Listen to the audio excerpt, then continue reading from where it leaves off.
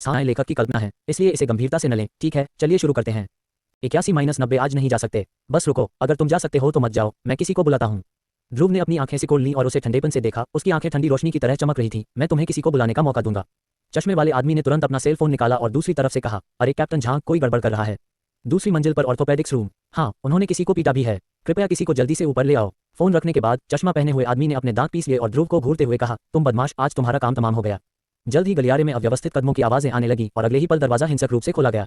डंडे लिए और विस्फोट रोधी कपड़े पहने एक दर्जन अस्पताल के सुरक्षा गार्ड तुरंत अंदर घुसे और ध्रुव के परिवार को घेर लिया। दिया का चेहरा अचानक पीला पड़ गया और उसने घबराहट में ध्रुव के कपड़ों के कोने को पकड़ लिया। भाई, मुझे क्या करना चाहिए? ध्रुव ने दिया के सिर को छुआ और धीरे से कहा, कोई बात नहीं यूफेई, भाई आ गया है। सामने वाला नेता, एक कठोर आदमी जो 1.85 मीटर लंबा और 200 किलोग्राम वजन का था, ध्रुव को घूरता रहा और कठोरता से बोला, तुम बदमाश, लोगों को मारने और यहाँ परेशानी पैदा करने की हिम्मत करते हो। क्या तुम जीने से थक गए हो? ध्रुव ने अपने मुंह में सिगरेट दबाई और शांति से कहा, यह तुम्हारा वैद्य था जिसने सबसे पहले समस्या पैदा की। मुझे परवाह नहीं है कि परेशानी किसने पैदा की। अगर तुमने किसी को मारा तो ये तुम्हारी गलती है। अगर तुम अस्पताल में किसी को मारने की हिम्मत करते हो तो ये सिर्फ एक और गलती है। चलो, इस बच्चे को एक साथ मार डालो। ध्रुव की आंखें ठंडी हो गईं। तुम्हें सही और गलत की परवाह नहीं है। तुम अनुचित नहीं होना चाहते और तुम कार्रवाई करने जा रहे हो। तुम्हारे पास वास्तव में तुम्हारा अधिकार है। सुरक्षा गार्ड के नेता ने ध्रुव के परिवार को देखा और अचानक हंसा, जैसे उसने कोई मजाक सुना हो।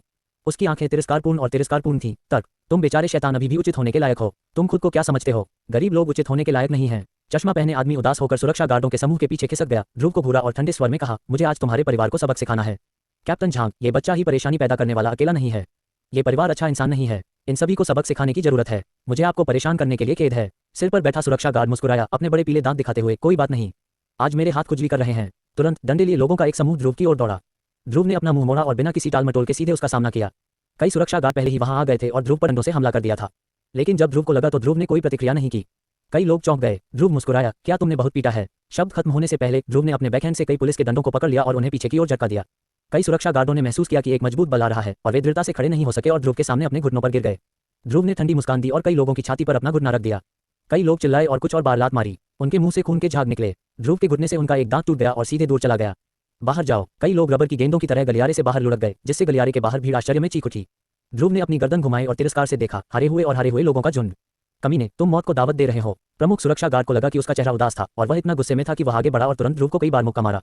ध्रुव ने अपना सिर हिलाया और लापरवाही से चकमा दिया, फिर बड़े आदमी की कलाई पकड़ी और उसे हिंसक तरीके से मरोड़ दिया।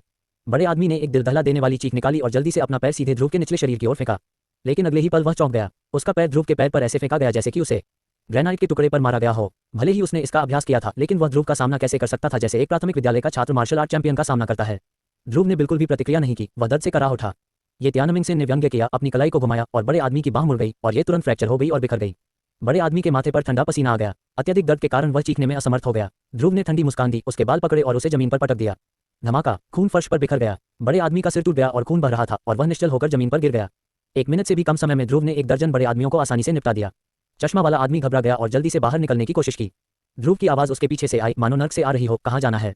चश्मा वाला आदमी कांप उठा और उसका दिल ठंडा हो गया। अचानक उसकी गर्दन के पीछे एक और हाथ दिखाई दिया और अचानक बल के साथ उसने उसे सीधे उठाया और जमीन पर फेंक दिया।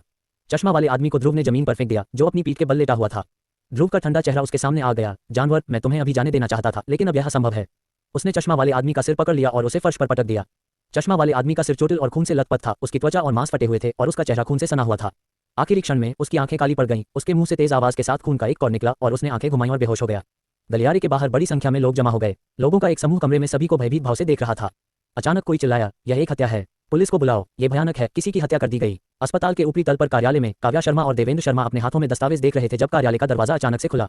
एक वैद्य जल्दी से दरवाजे पर दिखाई दिया और कहा, श्रीमान निदेशक, कुछ गड़बड़ है, कुछ बड़ा हुआ है, कोई हमारे अस्पताल में गड़बड़ी कर रहा है। देवेंद्र शर्मा की अभिव्यक्ति बदल गई और काव्या शर्मा ने अचानक अपनी आंखों में एक ठंडी नजर के साथ भौहें सिकोड़ ली। मेरे भाई फैमिली अस्पताल में गड़बड़ी करने की हिम्मत कौन करता है? पता नहीं, लगता है कि वह एक गरीब लड़का है जिसमें कोई योग्यता नहीं है। मुझे नहीं पता कि वह डॉक्टर झांग, एक आर्थोपेडिक सर्जन से क्यों बहस में पड़ गया, इसलिए। काव्या शर्मा ने बीच में ही हाथ हिलाया, अपने चांदी के दांतों को काटा और ठंडे स्वर में कहा, चलो मुझे देखने ले चलो। मैं भी देखूं कि किसने भालू का दिल खाया है और यहाँ मुसीबत खड़ी करने की हिम्मत की है। यह मामला आज खत्म नहीं हुआ है। कई लोग तुरंत नीचे गए और दूसरी मंजिल पर आर्थोपेडिक्स रूम में पहुंचे। अध्याय 72 इससे कैसे निपटे। गलियारे में अधिक से अधिक लोगों को इकट्ठा होते देखकर बूढ़े जोड़े के चेहरे पीले पड़ गए। उन्होंने पहले कभी ऐसी लड़ाई नहीं देखी थी और उनकी घबराई हुई हथेलियां पसीने से तर थीं। ध्रुव शांत था, एक कुर्सी खिसकाकर बैठ गया और दोनों बुजुर्गों को देखकर मुस्कुराया। माँ और पिताजी, बैठ जाओ। अगर मैं कहूं कि आज सब ठीक है तो सब ठीक हो जाएगा। सुनीता ने अपने होंठ सिकुड़े और महेश की ओर देखा। महेश ने कड़वी मुस्कान देते हुए कहा, बूढ़ी औरत, हमारे बेटे ने हमें आराम करने को कहा है, तो चलो आराम करते हैं। लेकिन सुनीता अभी भी चिंतित थी। ये बेंगलोर का सबसे बड़ा अस्पताल था और इसकी पृष्ठभूमि अकल्पनीय थी।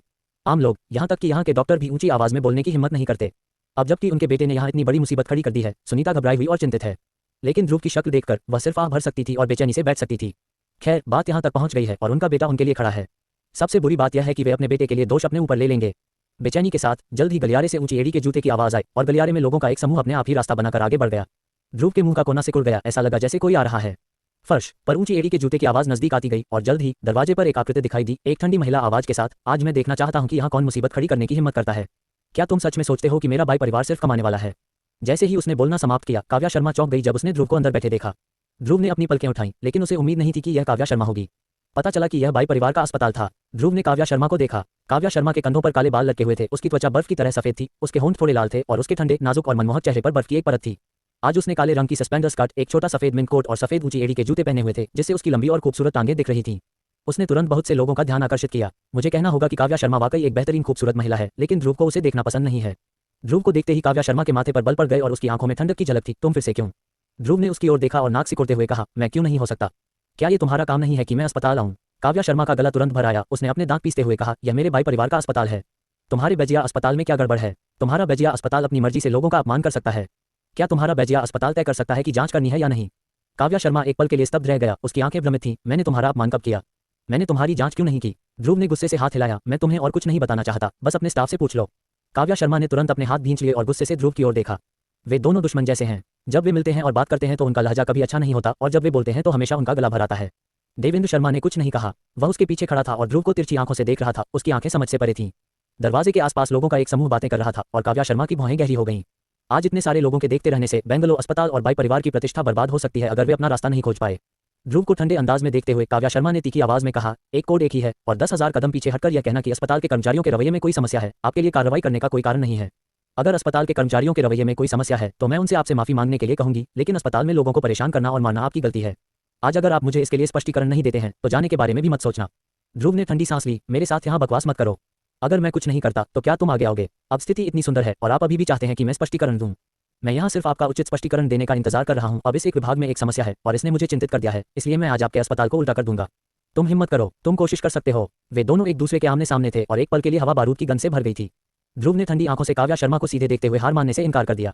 काव्या शर्मा का शरीर कांप उठा। एक पल के लिए उसने महसूस किया कि ध्रुव की आंखें इतनी भयानक थीं कि वह आत्मसमर्पण कर दिया। काव्या शर्मा का चेहरा अचानक थोड़ा लाल हो गया। उसने अपने होंठ काटे, ध्रुव की ओर इशारा किया और गुस्से से कहा, मुझे पता है कि तुम सक्षम हो। अगर सुरक्षा गार्ड तुम्हें ठीक नहीं कर सकता तो मुझे विश्वास नहीं है कि इंस्पेक्टर तुम्हें ठीक नहीं कर सकता। बस इंतजार करो। उसके बाद काव्या शर्मा ने फोन उठाया और कॉल किया। फिर दूसरी तरफ से कहा, अरे चचेरे भाई, क्या अब यह आपके लिए सुविधाजनक है? क्या आप किसी को अस्पताल में ला सकते हैं? हाँ, यहाँ लोग उपद्रव कर रहे हैं और लोगों को मार रहे हैं। ठीक है, तो जल्दी से किसी को यहाँ ले आओ। फोन रखने के बाद काव्या शर्मा ने अपने दांत पीसते हुए कहा, बस इंतजार करो, इंस्पेक्टर जल्द ही यहाँ आ जाएगा। मुझे देखने दो कि तुम कितने घमंडी हो। ध्रुव ने अपनी पलकें घुमाई। जाहिर तौर पर काव्या शर्मा की बातों को बिल्कुल भी गंभीरता से नहीं लिया। महेश और सुनीता चिंतित थे। उन्हें उम्मीद नहीं थी कि यह मामला इंस्पेक्टर को आकर्षित करेगा। चीनी लोगों के रूप में उनके पास स्वाभाविक रूप से इंस्पेक्टरों के प्रति विस्मय की भावना होती है। इसके अलावा अगर यह मामला उसके खिलाफ लाया गया तो ध्रुव कभी भी स्थापना और सिविल सेवकों की परीक्षा पास नहीं कर पाएगा और उसके लिए किसी गंभीर इकाई में प्रवेश करना असंभव हो जाएगा। वे नहीं चाहते कि ध्रुव का बाकी जीवन बर्बाद हो जाए। सुनीता ने कांपते हुए कहा, सुबह होते ही वे इंस्पेक्टर को बुलाएंगे। इस मामले का रिकॉर्ड होगा। कृपया जल्दी से सुश्री बाई से माफी मांग लें। महेश भी चिंतित था और उसे बहुत पसीना आ रहा था। उसने काव्या शर्मा की ओर देखा और कड़वाहट से कहा, सुश्री बाई, चलो आपसे माफी मांगते हैं। क्या हम इस मामले में इंस्पेक्टर को नहीं बुला सकते? ध्रुव भी गुस्सैल है, उसका कोई बुरा इरादा नहीं है। क्या आपको हमें पैसे खोते हुए देखना ठीक लगता है? ध्रुव ने भौहें सिकोड़ते हुए कहा, पिताजी, आप क्या बात कर रहे हैं? इसमें हम नहीं हैं जो दोषी हैं। हमें कितना मुआवजा देना चाहिए? वह बस इंस्पेक्टर को बुला सकती है, लेकिन कुछ नहीं किया जा सकता। सुनीता ने जल्दी से ध्रुव को पकड़ लिया। ध्रुव, प्लीज बकवास बंद करो। माँ, जब मैं कहता हूँ कि यह ठीक है तो ये ठीक है। तुम मुझ पर विश्वास क्यों नहीं कर सकते? काव्या शर्मा ने व्यंग्य किया। दोनों बूढ़ों की ओर देखा और तिरस्कारपूर्वक कहा, आपके बेटे का रवैया इतना अहंकारी है, मानो वह माफी मांग रहा हो।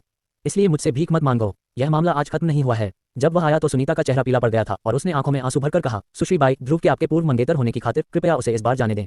हम उसके लिए माफी मांगेंगे और उसका खर्च उठाएंगे। आप इंस्पेक्टर को नहीं आने दे सकते। अगर उसका कोई आपराधिक रिकॉर्ड है तो मेरे बेटे की जिंदगी बर्बाद हो जाएगी। दिया की आंखें भी लाल थीं। ये देखकर कि ध्रुव ने उसकी वजह से इंस्पेक्टर को भड़काया था, उसे दोषी और पछतावा महसूस हुआ और उसने कहा, सुश्री बाई, मैं आपसे अपने भाई को छोड़ देने की विनती करती हूँ। यह मैं ही थी जो गलत थी। मुझे यहाँ नहीं आना चाहिए था। बस मेरे भाई को जाने दो। काव्या शर्मा ने उदासीनता से दिया को देखा, अपना सिर हिलाया और फिर ध्रुव की ओर देखा। उसके उदासीन भाव को देखकर उसने व्यंग्य किया, देखते हैं कब तक दिखावा करते रहोगे। इंस्पेक्टर अभी आएगा और तुम्हें बिना खाना खिलाए घुमाएगा। जैसे ही उसने बोलना समाप्त किया, गलियारे में पदचाप की आवाज आई। भीड़ को एक तरफ धकेल दिया गया और अगले ही पल वर्दीधारी इंस्पेक्टरों का एक समूह अंदर आया। सबसे आगे निरीक्षक विनय नाम का एक अनियंत्रित इंस्पेक्टर चल रहा था, जो काव्या शर्मा का दूर का चचेरा भाई था। जब काव्या शर्मा ने निरीक्षक विनय को आते देखा तो वह दौड़कर उसका अभिवादन करने लगा और बोला, चचेरे भाई, तुम यहाँ हो। यह आदमी ही परेशानी खड़ी कर रहा है। बोलते बोलते उसने ध्रुव की ओर उंगली उठाई। निरीक्षक विनय ने भौहें सिकोड़ी और एक पल के लिए ध्रुव को देखा, फिर तिरस्कारपूर्वक मुस्कुराया। मुझे लगा कि वह कोई बदतमीज इंसान है, बस एक बदमाश। चिंता मत करो चचेरे भाई, मैं आज तुम्हारा गुस्सा निकालने में तुम्हारी मदद जरूर करूंगा। धन्यवाद चचेरे भाई। निरीक्षक विनय ने हाथ हिलाया और लोगों का एक समूह तुरंत लड़ने की मुद्रा में आ गया। निरीक्षक विनय ने गर्व से कहा, अरे बदमाश, क्या तुम हमारे द्वारा प्रताड़ित किए जाओगे या हम तुम्हें पीट पीट कर मार डालेंगे? अगर तुम यहाँ उपद्रव मचाने की हिम्मत करोगे तो तुम मौत की तलाश कर रहे हो। काव्या शर्मा ने गर्व से ध्रुव को देखा। हाँ, तुम पागल क्यों नहीं हो? क्या तुम लड़ने में अच्छे नहीं हो? अगर तुम में क्षमता है तो क्या तुम इंस्पेक्टर पर हमला करने की कोशिश कर सकते हो? महेश और सुनीता के चेहरे अचानक पीले पड़ गए और उनका दिल घाटी की गहराई में डूब गया। आज सब खत्म हो गया। इंस्पेक्टर आ गए, मेरा बेटा पूरी तरह खत्म हो गया। सुनीता ने अपनी आत्मा खो दी थी, ध्रुव के सामने खड़ी होकर रोते हुए और उसके सामने इंस्पेक्टरों के एक समूह से भीख मांगते हुए। नेता, मैं आपसे विनती करती हूँ कि मेरे बेटे को जाने दो। मेरा बेटा बुरा इंसान नहीं है। काव्या शर्मा ने ध्रुव को पीछे से देखा और व्यंग्यात्मक लहजे में कहा, हाँ, तुमने कुछ क्यों नहीं कहा? अभी तुम बहुत घमंडी नहीं थे। तुम इतने काय क्यों हो और मेरे भाई को आते देखकर उसके पीछे क्यों छिप रहे हो? तुम अब इतने बड़े हो गए हो, तुमने अपने माता पिता से भी तुम्हारे लिए माफी मांगी, तुम वाकई काबिल हो। ध्रुव के मुंह का कोना अचानक चिढ़ाने के भाव से सिकुड़ गया। सच? तो तुम्हें इस पर नजर रखनी चाहिए। अगले ही पल ध्रुव ने हल्के से कहा, जैसे खुद से बात कर रहा हो, कार्रवाई करने में तुम्हें कितना समय लगेगा? तब तक इंतजार करो जब तक तुम्हारे माथा दूसरों के साथ मिलकर लोगों को धमका न दें। जैसे ही उसने बोलना समाप्त किया, भीड़ में खड़े वर्दीधारी एक अधेड़ उम्र के इंस्पेक्टर ने अचानक हाथ उठाया और निरीक्षक विनय के चेहरे पर जोरदार तमाचा मारा। निरीक्षक विनय की आंखें अचानक काली पड़ गईं और उसके 2 दांत टूट गए। इससे पहले कि वह कुछ कर पाता, उसे फिर से लात मारी गई। अधेड़ उम्र के आदमी ने अपना पैर उठाया और उसे जोर से लात मारी। निरीक्षक विनय ने अपना शरीर ढंक लिया और जमीन पर सिमट कर दयनीय रूप से चिल्लाया, नेता, तुमने मुझे क्यों मारा? मैं तुम्हें पीट रहा हूं अंधे की तरह। तुम अंधे हो, यह मिस्टर ये है। निरीक्षक विनय ने अपना चेहरा ढांक लिया, उसका दिल बहुत सदमे में था और उसने जल्दी से दया की भीख मांगी। ये मिस्टर ये, मैं गलत था, मुझे खेद है, मैं ताइशान को पहचानने में बहुत अंधा था, मैं गलत था। हवा अचानक शांत हो गई और समूह में किसी को भी उलटफेर की उम्मीद नहीं थी और वे सभी स्तब्ध रह गए। महेश और सुनीता ने ध्रुव को देखा, कुछ देर के लिए स्तब्ध, और फिर इंस्पेक्टर को देखा। उनके चेहरे अविश्वास और सदमे से भरे हुए थे। मेरा बेटा वास्तव में इंस्पेक्टरेट के नेता को जानता है? क्या आप नेता से कह रहे हैं कि वह आपको मिस्टर ये कहे? निरीक्षक विनय की पिटाई करने के बाद अधेड़ उम्र का निरीक्षक आदरपूर्वक ध्रुव के पास आया, नीचे झुका और घबराते हुए बोला, मिस्टर ये सब गलतफहमी थी। मैं अपने अधीनस्थों को अनुशासन में रखने में सख्त नहीं था। कृपया मुझे दोष न दें मिस्टर ये। ध्रुव ने सिगरेट निकाली और उसे अपने मुंह में रखा, उसे जलाया, एक कश लिया और मुस्कुराया, सब ठीक है। सिगरेट की राख को झाड़ने के बाद ध्रुव ने अपनी पलकें घुमाई, काव्या शर्मा की ओर देखा जो उस समय स्तब्ध थी, और मजाकिया अंदाज में मुस्कुराया, सुश्री बाई, अभी तो आप ही अहंकारी थीं। अब आप अहंकारी क्यों नहीं हैं? आपका अहंकार कहाँ है? धुएं का एक कश उड़ाने के बाद ध्रुव ने शांति से कहा, मुझे बताओ सुश्री बाई, आप क्या करने जा रही हैं? कृपया मुझे एक संतोषजनक उत्तर दें, अन्यथा आप आज नहीं जा पाएंगी। अध्याय 73 कुछ चर्चा करें। काव्या शर्मा ने अपनी मुठ्ठियां भींच लीं, उसके नाखून धीरे धीरे सफेद हो गए और उसका मूल रूप से सुंदर चेहरा अब स्पष्ट लग रहा था। उसने सोचा भी नहीं था कि ध्रुव पर्यवेक्षण ब्यूरो के नेता को जान सकता है और उसे मिस्टर ये कहने के लिए कह सकता है। इसका मूल क्या है? उसने अभी जो कहा वह इतना अहंकारी था और उसका थप्पड़ अब इतना जोरदार था। काव्या शर्मा का चेहरा गर्म हो गया। गलियारे में कई लोग खड़े थे, बातें कर रहे थे और इशारा कर रहे थे। काव्या शर्मा का चेहरा लाल और सफेद हो गया। ध्रुव ने उसे हल्के से देखा और कहा, आप कुछ क्यों नहीं कहती हैं सुश्री बाई? जब समस्याएं आती हैं तो भागने के बजाय उनका समाधान करें। यदि सुश्री बाई अभी भी अपनी गलतियों को स्वीकार नहीं करती हैं तो मुझे अपने बाई परिवार के बेंगलो अस्पताल को ध्वस्त करने के लिए दोष न दें। यह उल्टा हो गया है। ध्रुव की वाणी न तो तेज थी, न धीमी, बल्कि स्थिर, व्यवस्थित और गूंजती हुई थी। उसके मुंह के कोने पर एक हल्की सी मुस्कान लटकी हुई थी, मानो वह जो कह रहा था वह उसके लिए खाने पीने जैसा ही सरल था। लेकिन किसी ने भी इन शब्दों को कमतर आंकने की हिम्मत नहीं की। काव्या शर्मा का चेहरा अचानक पीला पड़ गया और उसके पूरे शरीर में अत्यधिक शर्म और क्रोध की भावना व्याप्त हो गई। इतने सालों में बाई परिवार में क्या काव्या शर्मा कभी इतनी विनम्र रही है? क्या तुम्हें कभी इस तरह से धमकाया गया है? उसने ध्रुव को घूरा, एक गहरी सांस ली और ठंडे स्वर में कहा, ध्रुव, ज्यादा दूर मत जाओ। ध्रुव ने अपनी सिगरेट की राख को झाड़ दिया, अपनी पलकें उठाई और उसे हल्के से देखा। मैं आज ज्यादा दूर चला गया, तुम क्या कर सकते हो? पूरे कार्यालय में भयानक सन्नाटा था और गलियारे के बाहर लोगों का एक समूह ध्रुव को प्रशंसा की दृष्टि से देख रहा था। वैद्य को देखने आए लोगों में से कई लोग साधारण लोग थे, इसलिए स्वाभाविक रूप से वे ध्रुव के पक्ष में थे और कुछ तो ध्रुव की जय जयकार भी करने लगे थे। ध्रुव, वातावरण में बारूद की तेज गंध भर गई थी और अगले ही पल विस्फोट होने वाला था। इस समय पीछे खड़े देवेंद्र शर्मा ने आगे बढ़कर काव्या शर्मा की ओर देखा, आह भरी और कहा, युरो मिस्टर ये से माफी मांगो। दादाजी, आप? काव्या शर्मा ने चेहरे पर उलझन के साथ देवेंद्र शर्मा को देखा। तुम्हें ये नाम के इस व्यक्ति से माफी मांगने की क्या जरूरत है? दरवाजे के बाहर इतने सारे लोग देख रहे हैं। माफी मांगने का मतलब है हार मान लेना। वे एक विशाल लॉन्ड हाई बाई परिवार एक गरीब लड़के के आगे झुकना चाहते हैं जो कचरा इकट्ठा करने वाले के रूप में पैदा हुआ था। काव्या शर्मा ने कभी उम्मीद नहीं की थी कि देवेंद्र शर्मा उसके पक्ष में नहीं खड़ा होगा, बल्कि वास्तव में इतने सारे लोगों के सामने ध्रुव के पक्ष में खड़ा होगा और उसे माफी मांगने के लिए कहेगा। वह कब इतनी शर्मिंदा हुई थी? एक पल के लिए शिकायतें, दुख और गुस्सा, शर्म, उदासी, सभी तरह की भावनाएं काव्या शर्मा के सीने में घूम रही थीं। उसकी आंखें अचानक लाल हो गईं और वह सिसकियां लेने लगी। दादाजी, मैं माफी नहीं मांगती। देवेंद्र शर्मा ने मेज पटक दी और काव्या शर्मा पर चिल्लाया, माफी मांगो अगर मैं तुमसे माफी मांगू। बाई परिवार में निर्णय तुम लेती हो या मैं? अगर आज तुम माफी नहीं मांगती तो बाई परिवार से निकल जाओ। धमाका। काव्या शर्मा की आंखों के सामने बिजली की तरह कौंधी। उसने देवेंद्र शर्मा को खाली देखा। मेरे दादाजी, जो मेरे प्रति इतने दयालु और दयालु थे, वे कब इतने अजीब हो गए कि उन्हें एक गरीब लड़के के लिए मुझे भगाना पड़ा? एक पल में काव्या शर्मा की आंखों के कोनों से साफ आंसुओं की 2 बूंदें बह निकलीं और उसके खूबसूरत गालों पर गिर गईं। उसने अपनी आंखें बंद की, फिर उन्हें फिर से खोला, ध्रुव को देखा, उसकी आंखें बेहद ठंडी थीं। उसके होंठ लाल हो गए थे और उसके सामने ध्रुव के होठों के कोने पर हल्की मुस्कान उसे बहुत चमकदार लग रही थी। आखिरकार लाल आंखों से उसने अपने गले से एक कर्कश फुसफुसाहट निकाली, मुझे माफ कर दो। ध्रुव ने उसकी ओर देखा और शांत भाव से कहा, तुम्हें पता है कि तुम गलत हो। काव्या शर्मा के चेहरे पर ऐसा लगा जैसे उबलते पानी का एक कटोरा डाल दिया गया हो। ये दर्दनाक और गर्म था और उसने अपने दांत पीस लिए। समझ गई। ये जानकर अच्छा लगा, अगर तुम अपनी गलती पहले ही स्वीकार कर लोगी तो कुछ नहीं होगा। ध्रुव ने अपने होठों को सिकोड़ा, खड़ा हुआ, चौंके हुए बुजुर्गों और अपने बगल में दिया को देखा और मुस्कुराया। यूनिफी, तुम्हारे पैरों की अभी तक जांच नहीं हुई है ना? दिया ने अपने होंठ काटे और सिर हिलाया और देवेंद्र शर्मा फुसफुसाए, मिस्टर ये, अगर तुम्हें कोई आपत्ति न हो तो मैं तुम्हारी बहन के लिए अभी एक और वैद्य की जांच की व्यवस्था कर देता हूँ। ध्रुव ने अपने हाथ रगड़े और मुस्कुराया, तो मैं बूढ़े को परेशान करूंगा। ध्रुव यह नहीं कह सका कि उसे ये देवेंद्र शर्मा नापसंद है। आखिरकार ये देवेंद्र शर्मा से उसकी पहली मुलाकात थी और देवेंद्र शर्मा का रवैया भी बुरा नहीं है। उसके मालिक ने भी तब कहा था कि बाई परिवार के बूढ़े का स्वभाव अजीब है और वह अपने काम में बेहद चतुर है, लेकिन वह बुरा इंसान नहीं है। जल्द ही बाई परिवार के बूढ़े ने दिया के लिए एक नए वैद्य की व्यवस्था कर दी। ध्रुव उसके पीछे जाना चाहता था। देवेंद्र शर्मा अचानक मुस्कुराए और बोले, मिस्टर ये, क्या आप बातचीत करने के लिए ऑफिस आ सकते हैं? ध्रुव ने कुछ सेकंड सोचा और देवेंद्र शर्मा की तरफ देखा। कोई बात नहीं। ठीक है मिस्टर ये, कृपया मेरे साथ आइए। देवेंद्र शर्मा ने फिर से काव्या शर्मा की तरफ देखा और नाक भान सिकोड़ते हुए कहा, यूरोप दादाजी के ऑफिस भी चलो। काव्या शर्मा ने अपने होंठ काटे, उसकी आंखें लाल थीं और उसने देवेंद्र शर्मा की तरफ देखा। उसके चेहरे पर स्पष्ट नाराजगी थी, लेकिन उसने देवेंद्र शर्मा का खंडन करने की हिम्मत नहीं की, इसलिए वह केवल उदास होकर उसका पीछा कर सका। अस्पताल की सबसे ऊपरी मंजिल पर निदेशक का कार्यालय। ध्रुव आलीशान चमड़े के सोफे पर बैठ गया और काव्या शर्मा उसके बगल में बैठ गई। उसने जानबूझकर उससे दूरी बनाए रखी, ठंडे चेहरे के साथ ध्रुव से अपना सिर दूर कर लिया। ध्रुव परेशान नहीं था, उसे बस यही लगा कि काव्या शर्मा हवा है।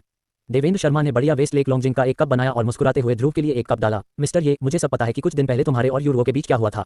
यूरो ने इस मामले में कुछ गलत किया था। तुम दोनों की सगाई हुई थी, लेकिन अब यूरो ने एक तरफा सगाई तोड़ दी है। सबसे पहले उसने मिस्टर ये के चेहरे का खंडन किया है और दूसरी बात, उसने मेरे बाई परिवार के साथ गलत व्यवहार किया है। मैंने उसे पहले ही सबक सिखा दिया है और कृपया इस मामले के लिए मुझे माफ करें मिस्टर ये। ध्रुव ने नाक सिकोड़ी और कहा, आपका स्वागत है बूढ़े आदमी। मामला बीत चुका है, इसका जिक्र करना या न करना कोई मतलब नहीं रखता। सुश्री बाई का एक कुलीन दर्जा है और उसका मुझे नीचा दिखाना सही है। मैं सगाई टूटने को समझ सकता हूँ। देवेंद्र शर्मा का चेहरा जम गया और उसने अपने दिल में चुपके से आह भरी। ऐसा लग रहा था कि बाई परिवार के साथ अभी भी उसकी समस्याएं हैं। देवेंद्र शर्मा ने अचानक आंखें घुमाई और कहा, मिस्टर ये, मेरे पास एक प्रस्ताव है। उस समय यूरो सगाई तोड़ने गया था, लेकिन ये सिर्फ मौखिक था। आपने किसी समझौते या तलाक समझौते पर हस्ताक्षर नहीं किए। ध्रुव ने अपनी भौहें उठाई और तिरछी आंखों से देवेंद्र शर्मा को देखा। देवेंद्र शर्मा ने रुककर अर्थपूर्ण ढंग से कहा, मेरे कहने का मतलब है मिस्टर ये, अगर आपको ये नापसंद नहीं है तो यूरो आपकी मंगेतर बनी रहेगी। बाई परिवार की ओर से मैं तुरंत शादी करने के लिए आपका पूरा समर्थन करता हूँ। ध्रुव ने चाय की चुस्की को लगभग थूक दिया जो उसने अभी अभी अपने मुंह में ली थी। काव्या शर्मा का चेहरा एकदम बदल गया और वह तुरंत उठ खड़ा हुआ। दादाजी, आप क्या बात कर रहे हैं? मेरे लिए इसी नाम के व्यक्ति से कोई संबंध रखना असंभव है। मैं उससे शादी नहीं कर सकता। आप मेरे लिए बैठ जाइए। काव्या शर्मा ने अपने होंठ काटे और असहाय होकर बैठ गई। देवेंद्र शर्मा ने दांतते हुए ठंडे चेहरे से कहा, चाहे कितना भी बड़ा हो या छोटा, क्या तुम्हें यह अधिकार है कि जब मैं मिस्टर ये से बात कर रहा हूं तो तुम बीच में बोलो? दादाजी, मैं। काव्या शर्मा को दुख हुआ और वह रोना चाहती थी। आज देवेंद्र शर्मा को क्या हो गया? वह एक अलग ही व्यक्ति लग रहा था। ध्रुव में ऐसा क्या आकर्षक है कि उसके दादाजी भी उसे मिस्टर ये कहकर बुलाते हैं? उसने ध्रुव को घृणा से देखा और अपने दिल की सारी नाराजगी ध्रुव पर डाल दी। ध्रुव इस समय अवाक था और जल्दी से देवेंद्र शर्मा से बोला, बूढ़े आदमी, कृपया मजाक करना बंद करो। आपकी पोती और मैं पूरी तरह से अनुपयुक्त हैं। आपकी पोती एक अमीर महिला है, मैं सिर्फ एक हारे हुए व्यक्ति हूँ और मेरी पहले से ही एक मंगेतर है। देवेंद्र शर्मा की धुंधली आंखों में निराशा की झलक दिखाई दी। उन्होंने धीरे से आह भरी और कड़वाहट से मुस्कुराए, मिस्टर ये मजाक कर रहे हैं। मिस्टर ये कैसे नश्वर हो सकते हैं? उनका स्वभाव स्थिर और शांत है और वे दूसरों के सामने दिखावा नहीं करना चाहते। यह मेरी पोती यूरो है। अगर आप भाग्यशाली नहीं हैं तो आप मिस्टर ये का अनुसरण नहीं कर सकते।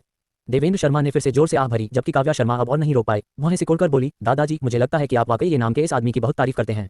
क्या वह मिस्टर ये के लायक है? उसके पास क्या योग्यता है? मुझे उसकी परवाह नहीं है। तुम मजाक कर रहे हो। उफ! देवेंद्र शर्मा को वास्तव में समझ नहीं आया कि क्या कहना है, इसलिए उन्होंने मजबूरी में मुस्कुराते हुए ध्रुव की ओर देखा। ध्रुव ने चेहरे पर उदासीनता के भाव के साथ चाय पी। उसने सीधे काव्या शर्मा की बातों को रोका और अपनी आंखों से कार्यालय के चारों ओर देखा। कोने में एक मानव मॉडल ने ध्रुव का ध्यान आकर्षित किया। मॉडल के पीछे एक मेरिडियन आरेख लगा हुआ था। पुतले पर घने शब्दों के निशान थे और उस पर कई चांदी की सुइयां लगी हुई थीं। ध्रुव को थोड़ा आश्चर्य हुआ और उसने कहा, बूढ़ा आदमी एक्यूपंक्चर सीख रहा है। देवेंद्र शर्मा ने हंसते हुए कहा, हाँ, मेरा बाई परिवार पारंपरिक चीनी चिकित्सा का परिवार है। वे पीढ़ियों से चिकित्सा कौशल का काम करते आ रहे हैं। मेरे पूर्वज एक्यूपंक्चर और थौमेटुर्जी में और भी अधिक कुशल थे, लेकिन मेरी पीढ़ी तक इसमें गिरावट आई है। मेरे बाद परिवार में लगभग कोई भी नहीं जानता कि यह कैसे करना है।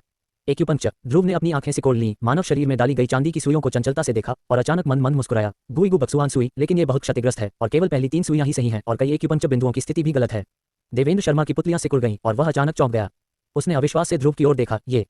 हाँ, आप वास्तव में एक्यूपंक्चर तकनीकों के इस सेट को जानते हैं। ध्रुव मुस्कुराया लेकिन कुछ नहीं कहा। देवेंद्र शर्मा ने अपने दिल में घबराहट की एक बड़ी लहर महसूस की। वह चीनी चिकित्सा के क्षेत्र में कई महान विशेषज्ञों को भी जानता था, लेकिन लगभग कोई भी एक्यूपंक्चर के इस सेट को नहीं समझ सका। एक्यूपंक्चर तकनीकों का ये सेट मैंने अपने पूर्वजों से प्राप्त अधूरे चिकित्सा कौशल से सीखा है, जिसे एक अद्वितीय एक्यूपंक्चर तकनीक कहा जाता है, लेकिन ध्रुव ने वास्तव में इसे एक नज़र में देखा।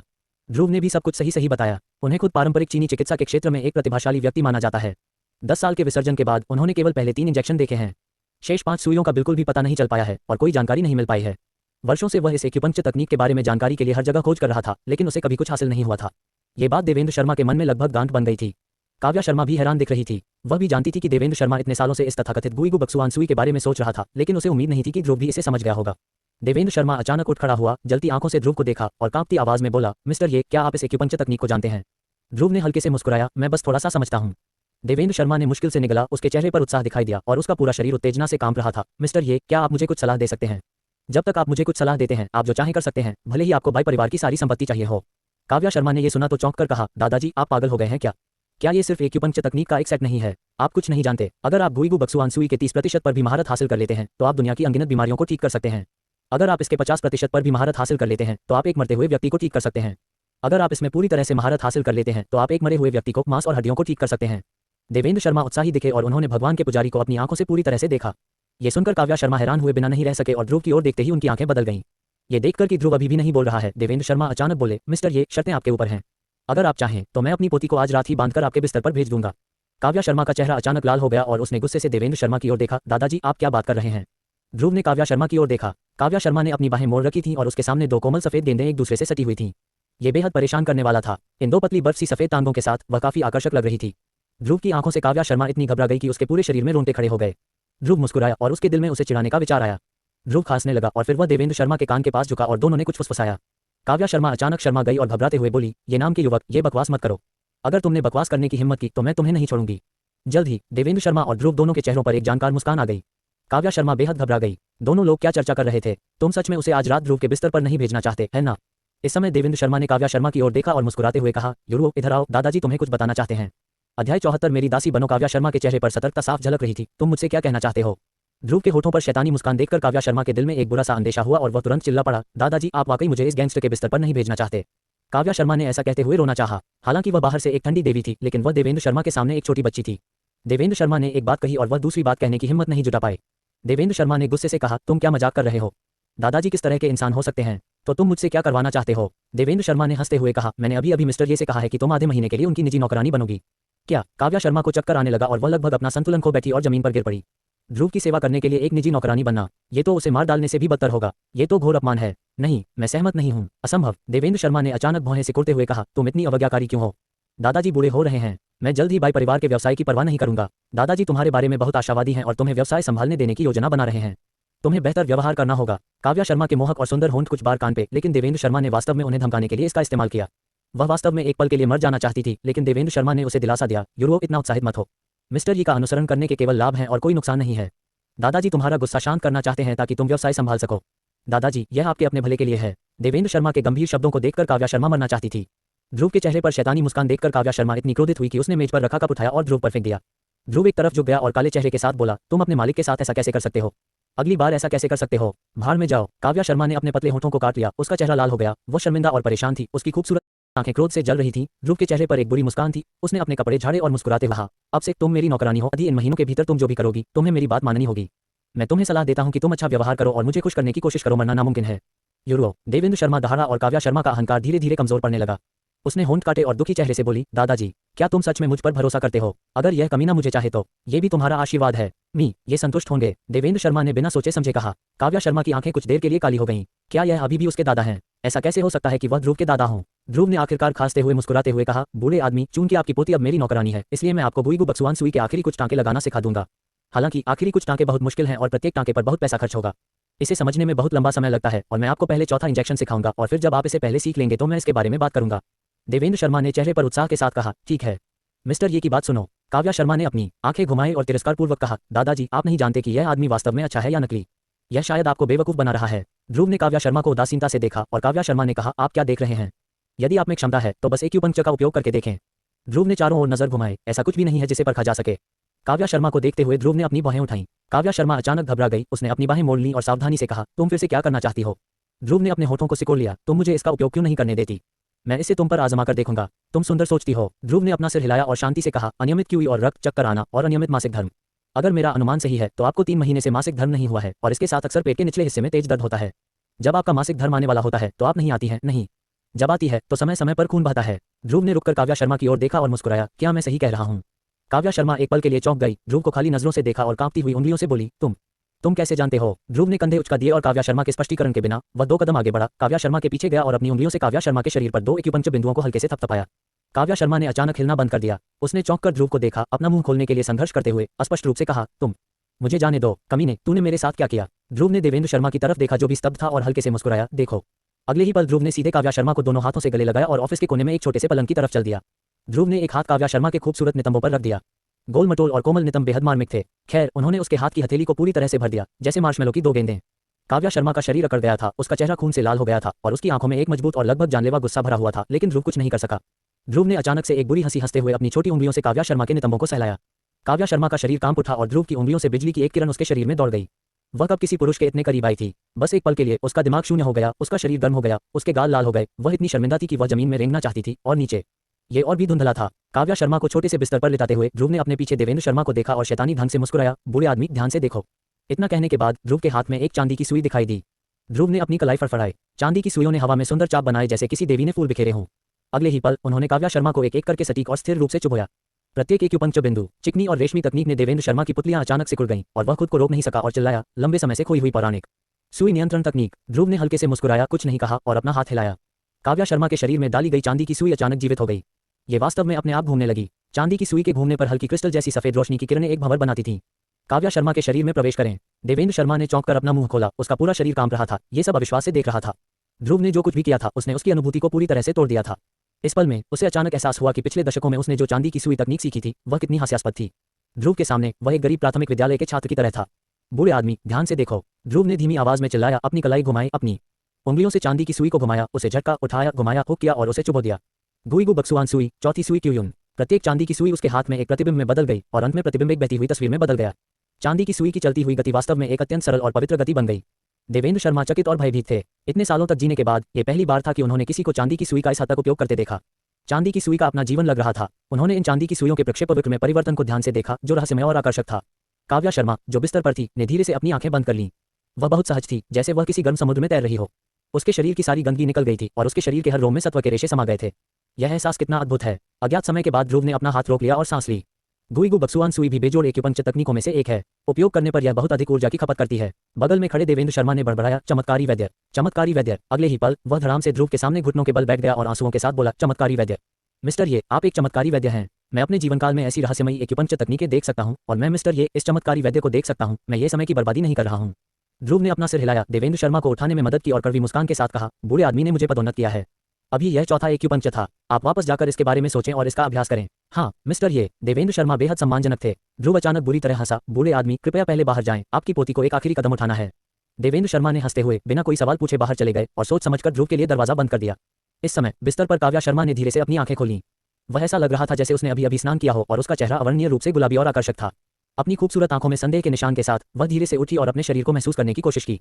अगले ही पल पूरा व्यक्ति चौंक गया और जो बेचैनी उसने महसूस की थी बिना किसी निशान के गायब हो गई। ध्रुव को एक तरफ देखते हुए काव्या शर्मा की आंखें बार बार बदल गईं। उसका मुंह खुल गया और उसे एक पल के लिए समझ में नहीं आया कि क्या कहना है। ध्रुव ने उसकी ओर देखा और बिना कुछ कहे उसे उठाने के लिए चला गया। काव्या शर्मा अचानक कांप उठी और बड़ी शर्मिंदगी के साथ बोली, ध्रुव तुम क्या करना चाहते हो? मुझे जाने दो, क्या तुम पागल हो? बिना कुछ कहे ध्रुव ने एक हाथ से काव्या शर्मा को पकड़ लिया और दूसरे हाथ से उसकी स्कर्ट के नीचे पहुंचकर उसकी कोमल और कोमल जांघ को छू लिया। काव्या शर्मा का शरीर कांप उठा, उसका चेहरा शर्म से लाल हो गया और उसे बेहद शर्मिंदगी महसूस हुई कि उसे वास्तव में उस आदमी ने छुआ था जिससे वह सबसे ज्यादा नफरत करती थी। ध्रुव, मैं तुम्हें जरूर मार डालूंगा। वह संघर्ष करना चाहती थी और एक पॉप की आवाज आई, चुप हो जाओ। ध्रुव ने उसके नितंबों पर जोर से थप्पड़ मारा। इस थप्पड़ के एहसास ने एक पल के लिए उसके दिमाग को सुन्न कर दिया। दर्द, शर्म, उत्तेजना, सब एक पल में उसके दिल में उमड़ पड़े। काव्या शर्मा एक पल में जम गई। थप्पड़ ने उसकी हड्डियों और मांसपेशियों को कमजोर कर दिया। थप्पड़ ने उसकी आंखों को धुंधला कर दिया और उसकी सांसें तेज हो गईं।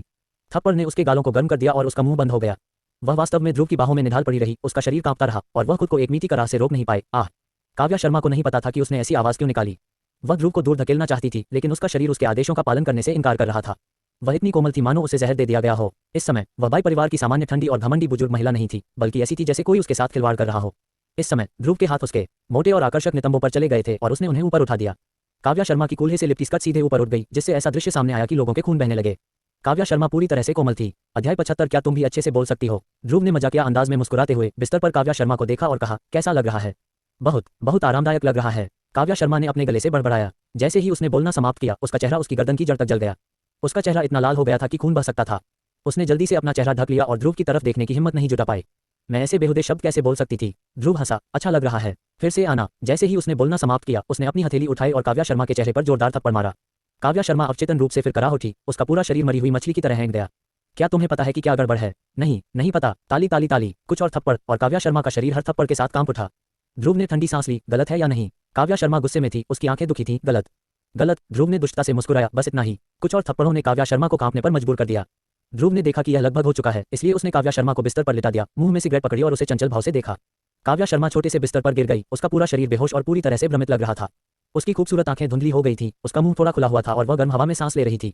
उसका पूरा व्यक्तित्व पूरी तरह से बदल गया था। उसके शरीर में बिजली का एक निशान गुजरा जो उत्तेजित, उत्साहित और काम रहा था। अचानक कुछ एहसास हुआ और उसकी आत्मा में गहरी धड़कन और लालसा थी। काव्या शर्मा ने जल्दी से अपनी आंखें खोली और तुरंत ध्रुव के चेहरे पर एक मुस्कुराहट देखी। वह तुरंत एक डरी हुई खरगोश की तरह उछली, जल्दी से अपने कपड़े पहने और शर्मिंदगी और झुंझलाहट के साथ बोली, ये तुमने मेरे साथ क्या किया? ध्रुव ने कंधे उचकाए, तुम्हें खुद नहीं पता था क्या मैंने अभी तुम्हारे नितंब पर कुछ थप्पड़ नहीं मारे? काव्या शर्मा को अचानक उन थप्पड़ों का एहसास याद आया और उसका पूरा शरीर कांप उठा और पूरा शरीर गर्म हो गया। लेकिन एक क्षण के लिए उसने फिर अपनी भौहें उठाईं और ध्रुव से क्रोधित होकर कहा, तुम कमीने, मेरी मासूमियत का अपमान करने की तुम्हारी हिम्मत कैसे हुई? ध्रुव ने भौहें सिकोड़ी, मैं तुम्हारा इलाज अच्छे इरादों से कर रहा हूँ, लेकिन मैं यहाँ तुम्हारा इलाज करने आया हूँ। इलाज? काव्या शर्मा दंग रह गई। इस समय दरवाजा खुला और देवेंद्र शर्मा मुस्कुराते हुए अंदर आए। युरो मिस्टर, ये वाकई तुम्हारी बीमारी का इलाज कर रहे हैं। तुम पिछले कुछ सालों से कमजोर हो गए हो और तुम्हारे पेट के निचले हिस्से का दर्द कई सालों से ठीक नहीं हुआ है। क्या तुम्हें अब भी दर्द होता है? काव्या शर्मा की आंखों में संदेह था और वह खुद से सोच रहा था। एक पल के बाद उसके चेहरे पर धीरे धीरे सदमे का भाव आया और वह बुदबुदाई, लगता है वाकई अच्छा है। उसने अचानक ध्रुव की ओर देखा और कांपती आवाज में कहा, तुम हो, तुमने मुझे क्यों बचाया? येतियान ने उसे समझा और कहा, तुम्हारे बूढ़े आदमी और मैंने एक शर्त पर बातचीत की है। तुम्हारे बूढ़े आदमी की खातिर मैं तुम्हें एक बार बचाऊंगा। कौन सी शर्तें? जो नहीं पूछना चाहिए वह मत पूछो। तुम? काव्या शर्मा के दांत गुस्से से खुजली कर रहे थे और पहली बार किसी पुरुष का सामना करते हुए वह खुद को शक्तिहीन महसूस कर रही थी। देवेंद्र शर्मा ने मुस्कुराते हुए कहा, युरो, आज से तुम मिस्टर ये की सेवा करोगे। तुम्हें मिस्टर ये की बातें ध्यान से सुननी चाहिए। क्या तुम मेरी बात सुन रहे हो? काव्या शर्मा की आंखें काली हो रही थीं। अगर वह इस आदमी के लिए नौकरानी का काम करती तो क्या इससे उसकी जान नहीं चली जाती? दांत पीसने के बाद काव्या शर्मा के दिमाग में अचानक एक विचार आया। उसकी खूबसूरत आंखें घूम गईं और उसका आक्रोश तुरंत कम हो गया और उसके चेहरे पर एक आकर्षक मुस्कान आ गई। तुमने मेरी बात सुनी, मैं निश्चित रूप से मिस्टर ये की अच्छी तरह से सेवा करूंगी। उसके बाद काव्या शर्मा ध्रुव के पास गई, ध्रुव के कंधे पर हाथ रखा और अपनी खूबसूरत आंखों में मुस्कान के साथ कहा, मिस्टर ये, तुम्हें मुझसे क्या करवाना है? ध्रुव पूरे शरीर में रोंगटे खड़े करते हुए चला गया। उसे लगा कि काव्या शर्मा के रूप रंग में कुछ गड़बड़ है। काव्या शर्मा के चेहरे पर नाराजगी भरी झलक होती तो वह समझ जाता, लेकिन अब तो ऐसा लग रहा है जैसे वह अपनी मुस्कान के पीछे चाकू छिपा रहा हो। हालांकि वह ऐसा व्यक्ति नहीं है जिसके साथ आसानी से फ्लर्ट किया जा सके और जब उसने काव्या शर्मा को यह चाल चलते देखा तो उसने मना नहीं किया। अचानक उसने हाथ बढ़ाकर काव्या शर्मा को अपनी बाहों में भर लिया और मुस्कुराते हुए बोला, तुम क्या कर सकती हो? काव्या शर्मा का शरीर कांप उठा और उसकी पतली और मुलायम कमर ध्रुव ने ऐसे जकड़ ली जैसे उसके शरीर पर 10,000 चींटियां रेंग रही हों। अचानक उलझन में पड़कर वह जल्दी से एक कदम पीछे हट गया। ध्रुव ने भयावह ढंग से मुस्कुराया, सुश्री बाई, आप क्यों नहीं आ रही हैं? आगे बढ़ें। काव्या शर्मा ने दांत पीसते हुए ध्रुव को कड़वाहट से देखा, बस मेरा इंतजार करो, मैं तुम्हें बेहतर व्यवहार करने की सलाह देता हूँ। मुझे दोष मत दो कि मैंने तुम्हें ये याद नहीं दिलाया कि तुम्हारी बीमारी का मूल कारण समाप्त नहीं हुआ है। ध्रुव के चेहरे पर शैतानी मुस्कान देखकर काव्या शर्मा चौंक गई और तुरंत दांत पीसते हुए बोली, क्या तुमने ये जानबूझकर किया है? ध्रुव ने अपने होठों को सिकुड़ते हुए देवेंद्र शर्मा की ओर देखा, बूढ़े आदमी, अगर कुछ और करने को नहीं है तो मैं पहले निकल जाऊंगा। मेरे माता पिता और बहन अभी भी नीचे हैं। देवेंद्र शर्मा ने मुस्कुराते हुए कहा, मैं इसे आपको दे दूंगा। ध्रुव मना करना चाहता था लेकिन देवेंद्र शर्मा ने इसे दूर भेजने पर जोर दिया और काव्या शर्मा अनिच्छा से उसके पीछे चली गई। हालांकि ध्रुव दुखी था लेकिन काव्या शर्मा आज ध्रुव से वाकई हैरान थी। अप्रत्याशित रूप से ध्रुव वास्तव में बीमारियों का इलाज करने में कुछ हद तक सक्षम था और उसने वैसे भी उसकी थोड़ी मदद की। हालांकि वह अभी भी दुखी दिख रहा था लेकिन उसका रवैया कुछ नर्म हो गया था। ध्रुव के परिवार को अस्पताल के प्रवेश द्वार पर भेजने के बाद सुनीता मुस्कुराए बिना नहीं रह सकी जब उसने देखा कि काव्या शर्मा भी उसे छोड़ने आई है। सुश्री बाई, ध्रुव आज आपको परेशान करने आया है। सुश्री बाई के पास बहुत कुछ है, बस मेरे परिवार से बहस मत करो ध्रुव। काव्या शर्मा का चेहरा थोड़ा सा जम गया और एक लंबी चुप्पी के बाद उसने एक कठोर वाक्य कहा, आंटी आपका स्वागत है, हमने आज कुछ गलत किया है। इस घटना के बाद मैं सबक सीखने के लिए अस्पताल के सभी कर्मचारियों के साथ बैठक करूंगा। ध्रुव ने अपनी बाहें उठाई और काव्या शर्मा की ओर एक और नजर डाली। काव्या शर्मा ने ध्रुव की आंखों से आंखें मिलाई और ध्रुव की ओर आंखें घुमाई, तुम क्या देख रहे हो? मुझे उम्मीद नहीं थी कि तुम अच्छी तरह से बोल पाओगे। काव्या शर्मा ने अपनी आंखें घुमाई और ध्रुव ने नाक भान सिकोड़ी, कृपया अपना फोन खुला रखो, हर समय कॉल पर रहो और अपनी वर्तमान पहचान पर ध्यान दो। तुम? काव्या शर्मा ने गुस्से से पैर पटकते हुए ध्रुव को घृणा से देखा, पलटी और गुस्से से चली गई। ध्रुव ने सिर हिलाया और दोनों बड़ों की तरफ देखकर मुस्कुराया, माँ और पिताजी चलो।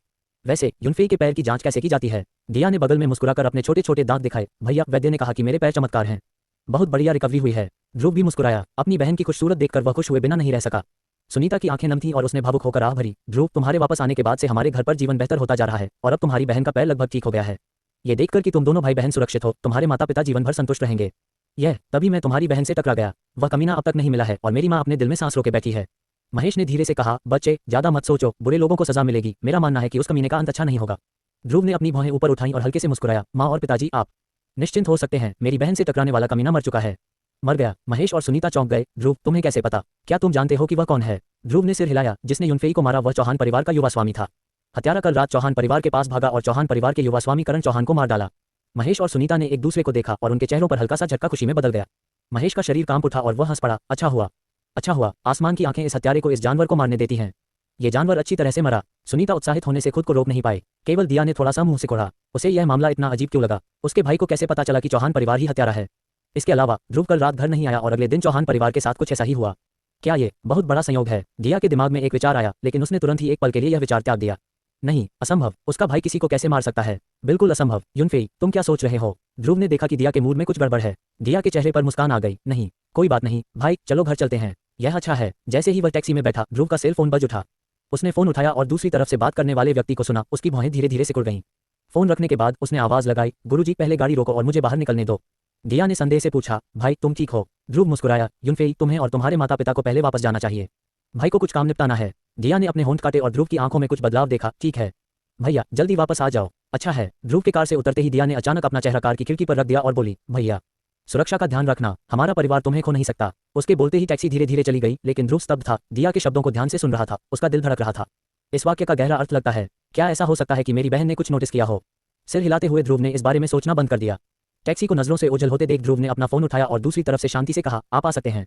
हाँ, कुछ ही पलों में एक काली BMW 7 सीरीज धीरे धीरे ध्रुव के सामने रुकी। दरवाजा अपने आप खुल गया और ध्रुव पीछे की सीट पर बैठ गया। BMW 7 सीरीज धीरे धीरे स्टार्ट हुई। ध्रुव ने यह नहीं देखा कि अस्पताल के दरवाजे पर एक महिला बिना पलक झपकाए सब कुछ देख रही थी।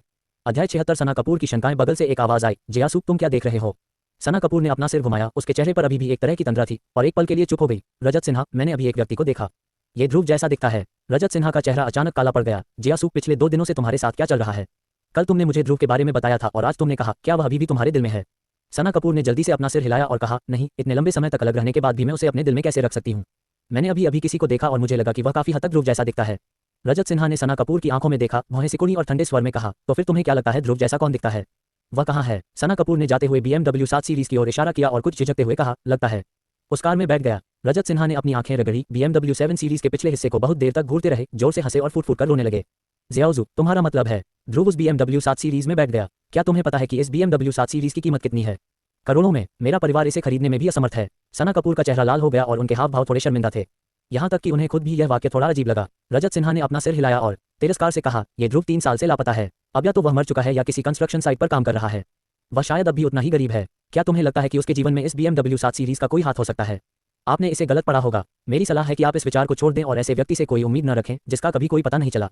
रजत सिन्हा के शब्दों में चेतावनी और मार दोनों थी। सना कपूर का चेहरा थोड़ा पीला पड़ गया। उसने अपने होंठ काटे और अंत में कुछ और नहीं कहा। रजत सिन्हा का चेहरा ऊपर की ओर झुका और उसने मुस्कुराते हुए कहा, ठीक है, इसके बारे में मत सोचो। आप इन दिनों बहुत तनाव में होंगे और आपको बिल्कुल भी आराम नहीं मिला होगा। मैं बस इस अस्पताल में प्रमुख झाओ से पूछने गया था। मैं तब तक आपको काम पर लाने के लिए कनेक्शन ढूंढने में सक्षम हो जाऊंगा। सना कपूर के चेहरे पर अचानक आश्चर्य दिखा और वह उत्साहित होकर बोली, सच में? क्या मैं वास्तव में बेंगलोर नंबर 1 अस्पताल में काम करने के लिए आ सकती हूँ?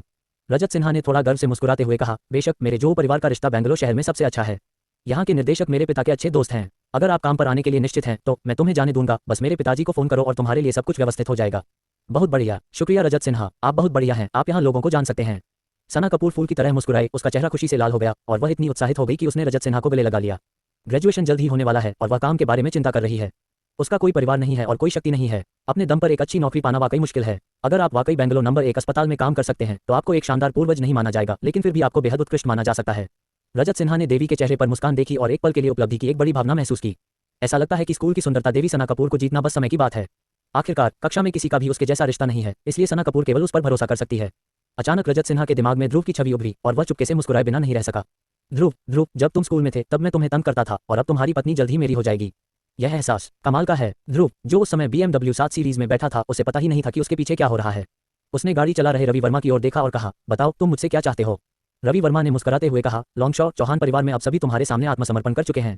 तुम पर्दे के पीछे चौहान परिवार के मुखिया होगे। अब चौहान परिवार के सभी सदस्य तुम्हारे आने का इंतजार कर रहे हैं। तुम मेरा क्या करने का इंतजार कर रहे हो? चौहान परिवार ने कहा कि उन्हें कुछ खबर मिली है और वे तुम्हें व्यक्तिगत रूप से बताना चाहते हैं। ध्रुव ने अपनी पलकें घुमाई। पहले तो वह जाना नहीं चाहता था, लेकिन रवि वर्मा की बात सुनने के बाद वह उत्सुक हो गया। अचानक फोन की रिंगटोन बजी। ध्रुव ने स्क्रीन उठाई और उसे देखा। वह अपनी भौहें ऊपर उठाए बिना नहीं रह सका। अगले ही पल उसने मुस्कुराते हुए फोन उठाया। अरे बीवी, तुम अपने पति से क्या चाहती हो? दूसरी तरफ मीरा के पूरे शरीर में रोंगटे खड़े हो गए थे और उसने मुंह बनाते हुए कहा, क्या तुम इतना घमंडी होना बंद कर सकते हो और ठीक से बात कर सकते हो? मैं इतना गुस्सा क्यों हूँ? हमारी सगाई हो चुकी है और हमारा रिश्ता पति पत्नी का है। क्या मैं तुम्हें बीवी नहीं कह सकता? नहीं, हमारी सगाई हो चुकी है। हमारी अभी शादी नहीं हुई है। अगर तुम शादी करना चाहते हो तो 10 बिलियन कमाने तक इंतजार करो। साथ ही मैं तुम्हें याद दिला दूं कि 100 मिलियन पर हमारी सहमति के बाद से कुछ दिन हो चुके हैं। तुमने कितना पैसा कमाया है? ध्रुव ने जम्हाई ली। पैसा कमाना आसान है। अगर मैं सच में पैसा कमाना चाहता हूं तो मैं इसे एक रात में कर सकता हूं। अगर तुम शेखी नहीं बघारोगे तो तुम मर जाओगे। मीरा ने आंखें घुमाई और अंततः भौहें सिकुड़ी। अब तुम कहाँ हो? क्या हुआ? मीरा ने एक पल के लिए झिझकते हुए कहा, क्या तुम बाद में फ्री हो? मुझे तुमसे कुछ काम है। ध्रुव ने मुस्कुराते हुए कहा, मुझसे मत पूछो कि मैं फ्री हूं या नहीं। जब तक मैं तुम्हारे साथ हूं मैं हमेशा फ्री रहूंगा। मीरा कुछ देर के लिए सुन्न हो गई और उसके सुंदर चेहरे पर एक लाली आ गई। ठीक है। कॉल काट दी गई और रवि वर्मा, जो गाड़ी चला रहा था, के चेहरे पर आश्चर्य और सदमे के भाव थे। लॉन्गशॉ, तुम्हारी पत्नी है? कौन है? ध्रुव ने हल्के से मुस्कुराते हुए कहा, मेरी मंगेतर, वह जियान परिवार से मीरा है, जो तुम्हारे बेंगलो परिवार की सदस्य है। रवि वर्मा स्तब्ध रह गया। वह क्या हुआ? ध्रुव ने रवि वर्मा को अजीब तरह से देखा। रवि वर्मा ने कड़वाहट से मुस्कुराते हुए कुछ झिझकते हुए कहा, लोंगशॉ, मेरे अधीनस्थों ने जो कहा वह थोड़ा अप्रिय हो सकता है, कृपया बुरा न माने। तुमने कहा? रवि वर्मा ने रियरव्यू मिरर में ध्रुव को देखा और फिर सावधानी से कहा, लोंगशॉ, मैंने सुना है कि चीन के सबसे शक्तिशाली छिपे हुए कबीले एक साथ आए हैं और अपनी बेटियों को आपकी पत्नी के रूप में आपसे देना चाहते हैं। भले ही आप नहीं चाहते हो, फिर भी आप अब बेंगलो जियांग परिवार की मीरा की ओर क्यों आकर्षित हो रहे हैं? हालांकि जियांग परिवार बेंगलो में सबसे अच्छे परिवारों में से एक है, लेकिन ये बीजिंग और चीन के परिवारों के सामने पूरी तरह से बौना है। और प्रमुख विदेशी महाशक्तियां, मजबूत संगठन और कुछ राष्ट्राध्यक्ष सभी आपके बारे में आशावादी हैं और अपनी बेटियों को आपको देने के लिए तैयार हैं। आप? रवि वर्मा ने कुछ और नहीं कहा, लेकिन इसका मतलब स्पष्ट था। उन्हें समझ में नहीं आया कि ध्रुव को मीरा से प्यार क्यों हो गया। ध्रुव ने मुंह में सिगार दबाए खिड़की से बाहर देखा और फीकी निगाह से कहा, मैं उससे प्यार क्यों करता हूं, इसकी एक ही वजह है। वह ये कि उस दिन जब सबने सगाई तोड़ दी थी, वह बिना किसी हिचकिचाहट के मेरे साथ खड़ी रही, जबकि मैं जानता था कि वह वास्तव में शादी करने के लिए तैयार नहीं थी। उसे मुझे दे दो, बस मेरे आत्मसम्मान की रक्षा के लिए। लेकिन क्या तुम खुद की शर्म को अनदेखा कर सकते हो और अनगिनत लोगों द्वारा उपहास किए जाने के बावजूद मेरे सामने खड़े हो सकते हो? क्या तुम्हें लगता है कि मुझे उससे प्यार नहीं करना चाहिए? रवि वर्मा के हाव भाव थोड़े बदल गए और वह लंबे समय तक धीरे से आहें भरता रहा। ये सच है कि मैं सुश्री जियांग के संपर्क में रहा हूं और वह एक अच्छी महिला है, लेकिन मुझे उम्मीद नहीं थी कि कोई तुम्हारी सगाई रद्द करने की हिम्मत करेगा। तुम वास्तव में अज्ञानी हो। ध्रुव ने हाथ हिलाया और हल्के से मुस्कुराया। चूंकि मीरा ने मेरे लिए इतना कुछ सहा है, तो स्वाभाविक रूप से मुझे भी उसके लिए भुगतान करना चाहिए। मैं उसे बता दूंगा कि उसने मुझे चुनकर सही किया है, और मैं उन लोगों को बता दूंगा जिन्होंने सगाई तोड़ दी है कि वे कितने मूर्ख हैं। रवि वर्मा ने थोड़ा सिर हिलाया, ध्रुव को गहराई से देखा और फिर कुछ नहीं कहा। कार जल्दी से हुआ के घर पहुंची और सीधे अंदर जाकर लॉबी के सामने खड़ी हो गई। हुआ परिवार के सभी लोग कार के दोनों ओर खड़े होकर सम्मानपूर्वक प्रतीक्षा कर रहे थे। कार का दरवाजा सम्मानपूर्वक खोला गया और ध्रुव धीरे धीरे बाहर चला गया। जैसे ही वह बाहर निकला, चौहान परिवार के सभी लोग एक घुटने पर झुके और सम्मानपूर्वक कहा, स्वागत है कुलपति। ध्रुव ने उदासीनता से चारों ओर देखा और अपना हाथ हिलाया। सभी लोग उठे। प्रभारी कौन है? आलीशान कपड़े पहने और मुंडा सिर वाला एक अधेड़ उम्र का आदमी खड़ा हुआ और ध्रुव को सम्मानपूर्वक सलाम किया। गुरुजी, मैं रमेश चौहान हूँ। मैं अब चौहान परिवार का प्रभारी व्यक्ति हूँ। अगर आपके पास कोई आदेश है तो मुझे बताएं। ध्रुव ने सिर हिलाया। मैंने सुना है कि आपको मुझसे कुछ कहना है, क्या कहना है? रमेश चौहान ने मुड़कर अपने पीछे काले कपड़े पहने अंगरक्षकों की ओर हाथ हिलाया। अगले ही पल काले कपड़े पहने अंगरक्षक खून से लथपथ एक आदमी को पकड़े हुए बाहर चले गए। गुरुजी, ये व्यक्ति नवरत्न समाज और हमारे चौहान परिवार के बीच संपर्क सूत्र है। इसे नवरत्न समाज के बारे में खबरें पता हैं। ध्रुव की पुतलियां सिकुड़ गईं और उसके शरीर से अनगिनत ठंडकें निकलीं जो उसके सामने खड़े आदमी को जकड़ रही थीं। वह आदमी कांप उठा और एक पल में जमीन पर गिर पड़ा, मानो वह 10,000 साल पुराने बर्फ के तहखाने में गिर गया हो। उसकी सांसें लगभग रुक सी गई थीं। उसका पूरा शरीर निचोड़े हुए सिगरेट के डिब्बे की तरह था जो फटने वाला था। वह हाँफते हुए बोला, सर, मुझे छोड़ दीजिए, मुझे क्या कहना है? दबाव कम हुआ। ध्रुव धीरे से नीचे बैठा, अपने सामने खड़े आदमी को देखा और मजाकिया अंदाज में मुस्कुराया। कहो। मैंने कहा, मैं नवरत्न सोसाइटी की सूर्यनगर शाखा का एक सदस्य हूँ। मैं आमतौर पर बेंगलो में गुप्त रूप से सेना की भर्ती करता हूँ। मैं ही वह व्यक्ति हूँ जिसने बेंगलो में एक भूमिगत सेना चतुर्धारा सभा को आकर्षित किया और यह अब नवरत्न सोसाइटी से संबद्ध है।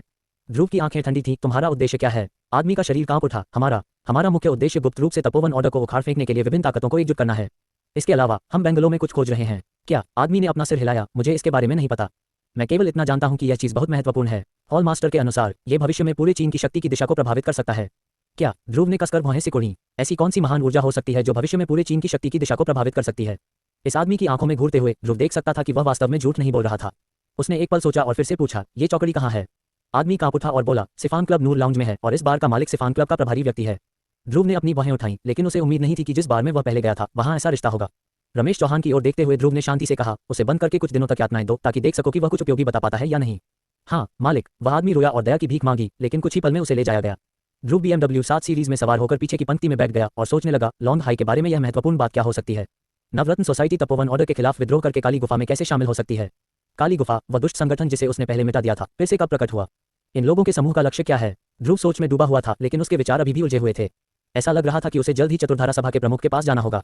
फोन बजा। मीरा का फोन था। ध्रुव ने कॉल उठाया और दूसरी तरफ से मीरा ने भौहें सिकुड़ते हुए कहा, तुम कहाँ हो? क्या तुम व्यस्त हो? ध्रुव फिर से अपने मतलबी चेहरे पर लौट आया। ठीक है मेरी पत्नी, तुम कहाँ हो?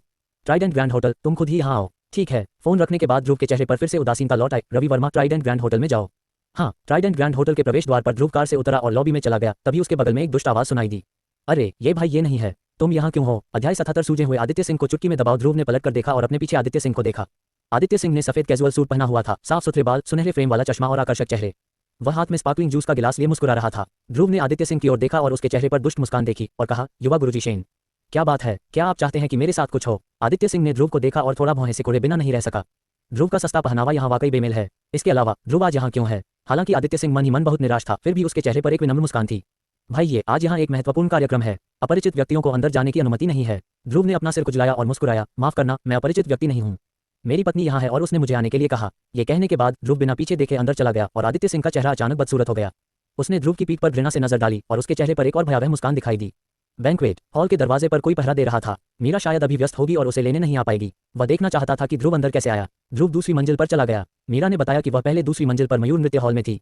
भोज कक्ष में जाते हुए काले वस्त्र पहने दो अंगरक्षकों ने ध्रुव को देखा और तुरंत भौहें सिकोड़ ली। किसी बाहरी व्यक्ति को अंदर आने की अनुमति नहीं है। ध्रुव ने विनम्रता से कहा, भाई मेरी पत्नी अंदर है और वह कोई सामान्य व्यक्ति नहीं है।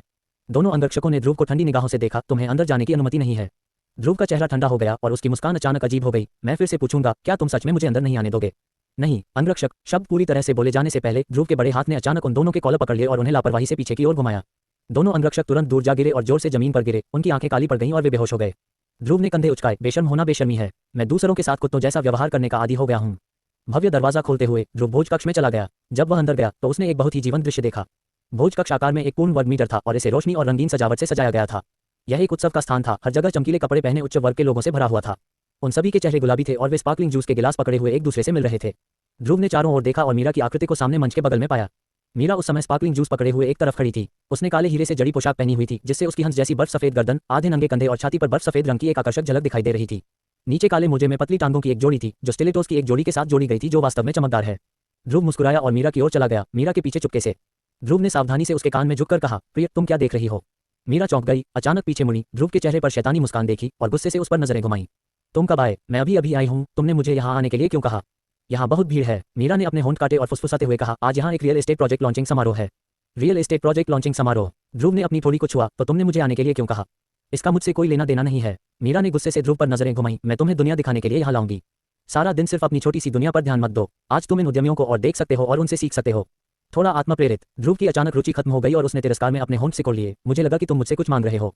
तुम बस चाहते हो कि मैं पढ़ाई करूं। ये बोरिंग है। तुम। मीरा के दांत गुस्से से कुछ भी कर रहे थे और उसने ध्रुव को गुस्से से देखा। क्या तुम वादा कर सकते हो? यहाँ बहुत से पुरुषों को देखो जो तुम्हारी उम्र के हैं। उनमें से कई पहले से ही करोड़ों या अरबों की संपत्ति के मालिक हैं। तुमको देखो। ध्रुव ने व्यंग्य किया। क्या बकवास है? क्या उसके अरबों या दसियों अरबों की संपत्ति का मुझसे कोई लेना देना है? इसके अलावा तुम कैसे जानते हो कि मैं बेकार हूँ? मीरा दंग रह गई। उसे उम्मीद नहीं थी कि ध्रुव उससे बात करने की हिम्मत करेगा। उसे अचानक एहसास हुआ कि उसने जो कहा वह थोड़ा ज्यादा हो सकता है और वह एक पल के लिए चुप हो गया और अपना सिर हिलाया। मेरा कोई और मतलब नहीं है। मैं बस इतना चाहता हूँ कि तुम आओ और इन लोगों से मिलो। ध्रुव ने बिना कुछ कहे अपने मुंह में सिगरेट रखी और धूम्रपान किया। मीरा ने फिर से ध्रुव की ओर देखा और असहाय होकर उसका माथा पकड़ लिया। क्या तुम्हारे पास कोई और कपड़े नहीं हैं? क्या तुम्हें कपड़े बदलने नहीं आते? मीरा को सच में रोने का मन कर रहा था, इसलिए उसे आज ध्रुव को यहाँ नहीं बुलाना चाहिए था। उसने ध्रुव के गंदे कोट और फटी हुई जीन्स को देखा और फिर उसके चेहरे पर भाव देखा। उसे रोने का मन हुआ। ध्रुव को देखकर मौजूद कई मेहमानों ने भी भौहें सिकोड़ लीं। हालांकि उसने कुछ नहीं कहा, लेकिन उसकी आंखों में नंगी घृणा थी। जियांग म्यू का चेहरा शर्मिंदगी से लाल हो गया और वह जमीन में कोई दरार ढूंढकर अंदर घुसना चाहता था। इस समय एक सज्जन व्यक्ति जैसी आकृति उसके सामने आई। उसके हाथ में स्पार्कलिंग जूस का गिलास था। आदित्य सिंह के सुंदर चेहरे पर एक सुंदर मुस्कान थी। म्यूवान, मैं अभी नीचे व्यस्त था और मुझे तुमसे नमस्ते कहने का समय नहीं मिला। कुछ दिनों तक मुझसे न मिलने के बाद तुम फिर से सुंदर हो गई हो। मीरा ने थोड़ा मुस्कुराया। आपका स्वागत है मिस्टर शेन। यहाँ कई महिला मेहमान हैं जो म्यूवान से कहीं ज्यादा सुंदर हैं, लेकिन मिस्टर शेन जैसी युवा प्रतिभाएं दुर्लभ हैं। आदित्य सिंह के चेहरे पर एक आत्मसंतुष्ट मुस्कान दिखाई दी। जब उसने अपनी आंखों के कोने से ध्रुव को अपने पास देखा तो उसने अचानक भौहें सिकोड़ते हुए कहा, म्यूवान, आज का लॉन्च समारोह बहुत महत्वपूर्ण है। यहाँ बेंगलोर चैम्बर ऑफ कॉमर्स के लोग भी हैं। उपस्थित लगभग सभी लोग व्यावसायिक अभिजात वर्ग के हैं। आप भाई को आने के लिए कहें। मीरा थोड़ा शर्मा गई, लेकिन फिर भी शांति से मुस्कुराई। मैं उसे आज यहाँ व्यावसायिक प्रतिभाओं से बातचीत करने के लिए लाया हूँ और साथ ही उसे बेंगलोर में स्थानीय उद्यमों के बारे में और अधिक जानकारी देने के लिए भी। आदित्य सिंह ने हंसते हुए और एक चंचल मुस्कान के साथ कहा, ये सही है। आखिरकार भाई ये गरीबी में रहते थे और बेंगलोर के उच्च वर्ग के समाज के बारे में ज्यादा नहीं जानते थे। इससे कोई फर्क नहीं पड़ता। चूंकि अब आप म्यूवान की मंगेतर हैं, इसलिए हम दोस्त माने जा सकते हैं। अगर कोई असहमति है, अगर आप समझते हैं, तो आप मेरे पास आ सकते हैं भाई। ये आदित्य सिंह ने चेहरे पर मुस्कान के साथ ध्रुव की ओर देखा। हालांकि उसने यह बात मुस्कुराते हुए कही थी, लेकिन हर कोई उसमें उपहास सुन सकता था। मीरा का चेहरा सख्त हो गया और जब वह बोलने ही वाली थी, ध्रुव ने मुस्कुराते हुए आदित्य सिंह का हाथ थामने की पहल की। तो फिर शुक्रिया मिस्टर शेन। अगर भविष्य में आपको सलाह की जरूरत होगी तो मुझे उम्मीद है कि मिस्टर शेन मुझे सलाह देने में संकोच नहीं करेंगे। बेशक। जैसे ही उसने बोलना समाप्त किया, आदित्य सिंह के मुंह के कोने थोड़े से फड़क उठे। अभी उन दोनों के चेहरे पर यह स्पष्ट रूप से नहीं दिखा था, लेकिन गुप्त रूप से हाथों के बीच प्रतिस्पर्धा थी। आदित्य सिंह कई वर्षों से मार्शल आर्ट का अभ्यास करने पर गर्व करता है और काफी मजबूत है। लेकिन ऐसा क्यों था कि जब मैंने ध्रुव से हाथ मिलाया तो मैं बिल्कुल भी ताकत का इस्तेमाल नहीं कर सका और जब मुझे चुटकी काटी गई तो दर्द भी हुआ। उसने खुद को चीखने से रोका, लेकिन उसके माथे से ठंडा पसीना टपकता रहा। ध्रुव मजबूत और मजबूत होता गया और उसके चेहरे पर मुस्कान और गहरी होती गई। आदित्य सिंह का चेहरा बैंगनी हो गया। जब वह इसे और सहन नहीं कर सका, ध्रुव ने अचानक उसका हाथ छोड़ दिया। कुछ न समझने का नाटक करते हुए मुस्कुराते हुए कहा, श्रीमान शेन, आपकी हथेलियां इतनी पसीने से तर क्यों हैं? पारंपरिक चीनी चिकित्सा कहती है कि लगातार पसीना आना गुर्दे की कमी का संकेत है। श्रीमान शेन, आपको अपनी कंडीशनिंग पर ध्यान देने की जरूरत है। आदित्य सिंह के मुंह के कोने फड़क उठे। मीरा ने देखा कि कुछ गड़बड़ है और उसने ध्रुव को घूरकर देखा। आदित्य सिंह ने मीरा से कुछ विनम्र शब्दों का आदान प्रदान किया और जल्दी से यह बहाना बनाकर निकल गया कि उसे कुछ काम है। बैंक्वेट हॉल के बगल वाले कक्ष में आदित्य सिंह ने अपना सूजा हुआ हाथ ढंका और सांस लेने के लिए हाँफने लगा। उसके सामने वेटर की पोशाक पहने एक दर्जन आदमी खड़े थे। ये सभी आदित्य सिंह के आदमी थे जो वेटर की पोशाक में थे। अपनी सूजी हुई हथेलियों को देखते हुए आदित्य सिंह का दिल एक के बाद एक गुस्से से जलने लगा और उसने उदास होकर दर्जन भर अधीनस्थों से कहा, क्या आपको वह सब याद है जो मैंने अभी ऑर्डर किया था? एक दर्जन लोगों ने एक साथ कहा, मुझे पता है श्रीमान शेन। अगर तुम्हें नहीं पता तो जल्दी से जाओ। पहले इस ध्रुव को भड़काओ और फिर कार्रवाई करो। तुम्हारे साथ अन्याय नहीं होगा। जब तुम वापस लड़ने के लिए आओगे तो मुझे एक घातक झटका देना। अगर तुम उसे मार नहीं सकते तो मैं उसके पैर भी अपन कर दूंगा। उसे आज सबके सामने आने दो। शर्म आती है तुम्हें, समझे समझे। वेटरों का एक समूह चला गया और आदित्य सिंह के चेहरे पर एक भयावह मुस्कान दिखाई दी। इस समय एक दर्जन वेटर बैंक्वेट हॉल में चले गए, जो सहज होने का नाटक कर रहे थे और धीरे धीरे ध्रुव के चारों ओर इकट्ठा हो गए। इस समय ध्रुव ने अचानक एक परिचित व्यक्ति को दरवाजे से अंदर आते देखा और अचानक उसकी गेंदों में हल्का दर्द महसूस हुआ। यह महिला भी यहाँ क्यों है? काव्या शर्मा, जो अंदर चली गई, ने अपनी आंखों के कोने से ध्रुव को देखा और उसका सुंदर चेहरा अचानक जम गया। अस्पताल में अभी जो दृश्य हुआ वह मेरे दिमाग में अभी भी ताज़ा है। मैं इस आदमी से प्रभावित थी, लेकिन मैंने टोफू के कई टुकड़े खा लिए। इससे भी अधिक अपमानजनक बात यह है कि अब मैं वास्तव में ध्रुव की नौकरानी हूँ। काव्या शर्मा ने अपने होंठ काट लिए, ये सोचकर कि वह क्या सोच रही है। बस जब ध्रुव ने सोचा कि वह निश्चित रूप से नहीं आएगी, काव्या शर्मा वास्तव में अपने चेहरे पर एक फीकी मुस्कान के साथ अपनी पहल पर चला आया। ध्रुव के सिर की त्वचा थोड़ी देर के लिए सुन्न हो गई। जब वह आया तो काव्या शर्मा क्या करना चाहती थी? अध्याय 78 आदित्य सिंह कपटी है। मीरा ने भी इस समय काव्या शर्मा को अपनी ओर आते देखा और तुरंत भौहें सिकोड़ लीं। वह दृश्य जहां काव्या शर्मा ने उस दिन आंगन में उसका मजाक उड़ाया और उसे अपमानित किया, वह अभी भी उसके दिमाग में ताज़ा है। जब वह गहरी सोच में डूबी हुई थी, काव्या शर्मा ऊंची एड़ी के जूते पहनकर आ चुकी थी। उसने आधे नंगे कंधों वाली एक खोखली सस्पेंडर जड़ी हीरे की पोशाक पहन रखी थी।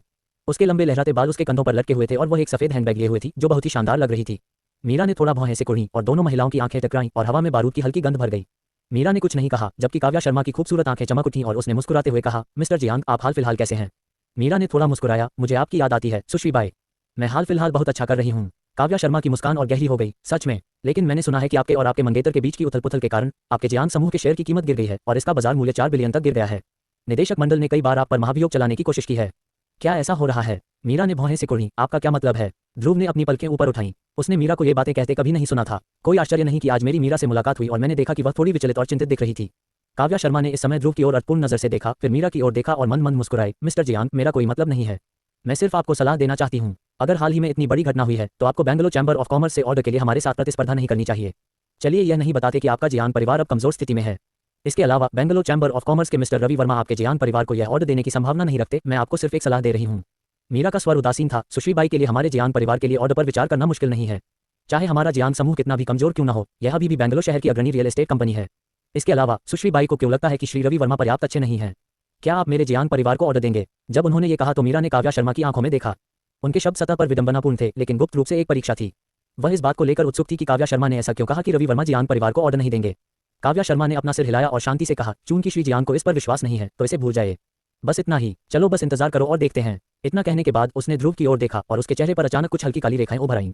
पिछले दृश्य के बारे में सोचते हुए उसे गुस्सा आया और उसने ध्रुव को घृणा से देखा। ध्रुव मोटी चमड़ी का था और उसने काव्या शर्मा की आंखों को नजरअंदाज कर दिया। इसके बजाय उसने अपने दांत दिखाए और मुस्कुराया। गुस्से में काव्या शर्मा मुड़ी और एक छोटा सा थैला लेकर चली गई। जैसे ही काव्या शर्मा चली गई, मीरा ने धीरे से अपना माथा रगड़ा और धीमी आह भरी। ये देखकर ध्रुव ने जल्दी से चिंता से पूछा, क्या हुआ पत्नी? क्या कोई ऐसी बात है जो तुम्हें परेशान कर रही है? मीरा ने धीरे से आह भरी, अपने होंठ काटे और कहा, मुझे लगता है कि काव्या शर्मा ने निजी तौर पर बेंगलोर चैंबर ऑफ कॉमर्स के साथ कुछ समझौता किया होगा, अन्यथा काव्या शर्मा ने ये शब्द नहीं कहे होते। ध्रुव ने आधे मन से मुस्कुराते हुए कहा, क्या ये ऑर्डर तुम्हारे लिए बहुत महत्वपूर्ण है जियांग के परिवार? ठीक है, जियांग के समूह को हाल ही में बहुत सारी परेशानियों का सामना करना पड़ा है और इसका राजस्व बहुत कम हो गया है। लाभ कमाने के बजाय इसके कई प्रोजेक्ट घाटे में चले गए हैं और पूंजी प्रवाह में भी समस्याएं हैं। यदि कोई और ऑर्डर नहीं है तो जियांग की स्थिति और भी मुश्किल हो जाएगी। और अगर लॉन्ग हाई के पास ये दसियों अरबों के ऑर्डर हैं तो ये जियांग के वर्तमान दबाव को काफी हद तक कम कर सकता है। मीरा ने अंत में धीरे से आह भरी। उसके चेहरे पर थकावट और उलझन के भाव थे। ये सिर्फ मैं बेंगलोर चैंबर ऑफ कॉमर्स के अध्यक्ष श्री रवि वर्मा से बहुत परिचित नहीं हूँ। जियांग परिवार को दूसरी कंपनियों के मुकाबले ज्यादा फायदा नहीं है। साथ ही हाल की घटनाएं, मुझे डर है कि यह ऑर्डर जियांग परिवार को न मिल जाए। सिर पर ध्रुव ने सिगरेट मुंह में दबा रखी थी, जैसे आसपास कोई न हो। वह एक पल के लिए चुप रहा और हल्के से मुस्कुराया, इतना निराशावादी मत बनो। नतीजा अभी भी नहीं निकला है। चिंता मत करो, मुझे अंदाजा है कि यह ऑर्डर जरूर तुम्हारा होगा। मीरा दंग रह गई और अजीब नजरों से ध्रुव को देखने लगी। आप ऐसा क्यों कह रहे हैं? ध्रुव ने चंचल मुस्कान के साथ कहा, क्योंकि आपके पति का जन्म सौभाग्य से हुआ है, इसलिए मैं कहता हूं कि यह आदेश आपके जियांग परिवार का है। मीरा ने असहाय होकर अपनी पलकें घुमाई, ये सोचकर कि यह आदमी कुछ मूल्यवान कह सकता है, लेकिन अंत में वह बेईमान लग रहा था। मीरा ने धीरे से आह भरी, अंदर से थोड़ा दुखी महसूस कर रही थी। दूसरी महिलाएं ऐसे आदमी की तलाश में है जिस पर वे भरोसा कर सकें, एक ऐसा आदमी जो मुसीबत में उनकी मदद कर सके। तुम ऐसे आदमी से प्यार क्यों कर बैठी? मन ही मन दुखी होते हुए मीरा ने यह नहीं देखा कि कई वेटर उसके चारों ओर खड़े थे। लेकिन ये लोग ध्रुव की नजरों से कैसे बच सकते थे? पिछले कुछ सालों में वह जीवन और मृत्यु से गुजरा है और चीन और विदेशों में उसने बहुत नाम कमाया है। वह अपने शब्दों पर नहीं बल्कि अपनी बेजोड़ ताकत और बेहद मजबूत कुशाग्र बुद्धि पर भरोसा करता है। उसने बहुत पहले ही पता लगा लिया था कि इन वेटरों में कुछ गड़बड़ है। इस समय आदित्य सिंह खुश चेहरे के साथ चला आया, मीरा को देखकर मुस्कुराया और कहा, मूव ऑन, वहाँ कुछ दस्तावेज हैं जिन पर हमें एक साथ हस्ताक्षर करने की जरूरत है। मुझे चाहिए कि तुम मेरे साथ आओ। मीरा थोड़ी उलझन में थी। क्या मुझे लॉन्चिंग समारोह में दस्तावेजों पर हस्ताक्षर करने की जरूरत है? आदित्य सिंह ने शांति से मुस्कुराते हुए कहा, हाँ, ये जल्द ही ठीक हो जाएगा। वहाँ कुछ उद्यमी उत्सुकता से इंतजार कर रहे हैं। चलो वहाँ जाकर देखते हैं। मीरा ने ध्रुव की ओर देखा और आदित्य सिंह ने थोड़ा भौहें सिकोड़ी, फिर मुस्कुराया, मूव ऑन, केवल हम दोनों ही जा सकते हैं क्योंकि यह समय हमारी 2 कंपनियों से संबंधित है। भाई, ये के लिए जाना असुविधाजनक हो सकता है। मीरा ने सिर हिलाया और ध्रुव की ओर देखा, एक पल यहाँ रुको, मुझे अतीत में कुछ काम करने हैं, कृपया यहाँ परेशानी न करें। ठीक है, ध्रुव मुस्कुराया, जाओ पत्नी, मैं यहाँ तुम्हारा इंतजार करूंगा। टिल्डर। मीरा का चेहरा थोड़ा लाल हो गया और उसने ध्रुव को गुस्से से देखा। आदित्य सिंह का दिल अचानक खून से लथपथ हो गया। उसका दिल चाकू से कट गया जब उसके दिल में देवी को इतने प्यार से पत्नी कहा जाता है। उसकी आंखों में एक ठंडी नजर के साथ आदित्य सिंह ने चुपके से घृणा से कहा, धिक्कार है ध्रुव, मैं जल्द ही तुम्हारे पैर तोड़ दूंगा। इधर आदित्य सिंह और मीरा को दूसरी तरफ जाते देख ध्रुव की मुस्कान फीकी पड़ गई और उसकी आंखों में एक ठंडापन आ गया। उसने अनुमान लगाया कि यह आदित्य सिंह ही था जो फिर से उसके साथ चाल चल रहा था और उसने इन लोगों को उस पर हमला करने के लिए ढूंढ लिया था, इसलिए उसने जानबूझकर मीरा को दूर भेज दिया। ये छोटी सी चाल उसकी नजर में नहीं आई, वह बस इसके बारे में बात नहीं करना चाहता था। इसके अलावा वह बहुत ऊब गया था, इसलिए वह बस कुछ मौज मस्ती कर सकता था। आदित्य सिंह मीरा को बैंक्वेट हॉल के दूसरी तरफ ले गया। उसने मीरा को दूर खींच लिया क्योंकि उसे डर था कि मीरा के ध्रुव के बगल में होने पर उसके आदमियों के लिए कुछ भी करना मुश्किल हो जाएगा। आखिर मीरा की पहचान तो वही थी और अब मीरा को दूर धकेल दिया गया। इतनी दूर हुआ यूं कि उसे ध्रुव की बदसूरत शक्ल दिख गई जब उसे पीटा गया, लेकिन वह मदद के लिए आगे नहीं जा सका। ये बिल्कुल वैसी ही स्थिति थी जैसी वह चाहता था। एक भयावह मुस्कान के साथ आदित्य सिंह ने अपना मोबाइल फोन निकाला और एक टेक्स्ट संदेश भेजा। वेटरों के एक समूह ने तुरंत अधिसूचना प्राप्त की और धीरे धीरे ध्रुव के चारों ओर इकट्ठा हो गए। दो लंबे और राजसी वेटरों ने एक दूसरे को देखा और एक दूसरे की ओर देखा। वे दोनों ध्रुव के पीछे पीछे ध्रुव की ओर बढ़े। एक आदमी ध्रुव के पास आया और ध्रुव की छाती पर मारने के लिए लापरवाही से अपना हाथ बढ़ाया। एक और वेटर ध्रुव के पीछे चला गया, ठंडी मुस्कान दी और अचानक ध्रुव के पैरों पर लात मारने के लिए अपना पैर बढ़ाया। इस तरह के पिंसर हमले से वे गारंटी दे सकते हैं कि ध्रुव तुरंत जमीन पर गिर जाएगा। हालांकि अगले ही पल उनके भाव बदल गए और ध्रुव गतिहीन रहा। ध्रुव को लात मारने वाले व्यक्ति को लगा जैसे उसने किसी पत्थर पर लात मारी हो। उसने बिल्कुल भी प्रतिक्रिया नहीं की, इसके बजाय वह भयानक दर्द में था। उन दोनों को अचानक लगा कि कुछ गड़बड़ है और इस समय एक भयावह व्यंग्यात्मक आवाज सुनाई दी। क्या यह मजेदार है? उनके दिल की धड़कनें तेज हो गईं और उन्होंने एक साथ ध्रुव की तरफ देखा। ठीक उसी समय ध्रुव की ठंडी आंखें भी दिखाई देने लगीं। वे दोनों एक पल के लिए भी सो नहीं पाए और जल्दी से पीछे हटना चाहते थे, लेकिन ध्रुव का बड़ा हाथ अचानक आगे बढ़ा और उसने दोनों की गले की हड्डियों को एक शिकंजे की तरह जकड़ लिया। उसने उन दोनों को उठाया और उन्हें टेबल पर पटक दिया।